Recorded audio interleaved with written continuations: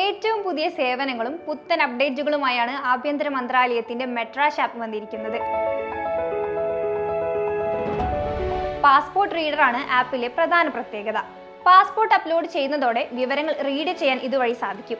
മറ്റ് നിയമലംഘനങ്ങൾ റിപ്പോർട്ട് ചെയ്യാനുള്ള നിരവധി അപ്ഡേറ്റുകളും ആപ്പിൽ ഉൾക്കൊള്ളിച്ചിട്ടുണ്ട്.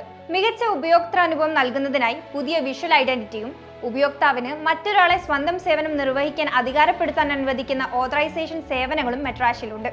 കൂടാതെ ഗൾഫ് രാജ്യങ്ങളിൽ നിന്നുള്ള പ്രവാസികൾക്ക് വ്യക്തിഗത ID കാർഡ് നൽകുന്നതിന് പുതിയ ഐക്കണും ചേർത്തിട്ടുണ്ട്. നിയമലംഘന സേവനത്തിൽ പ്രതികരണം നൽകുക, പണം അടയ്ക്കുക, നിയമലംഘനം ചിത്രസഹിതം സ്ക്രീനിൽ പ്രദർശിപ്പിക്കൽ തുടങ്ങിയ സൗകര്യവും മെട്രാഷിൽ ഉൾപ്പെടുത്തിയിട്ടുണ്ട്.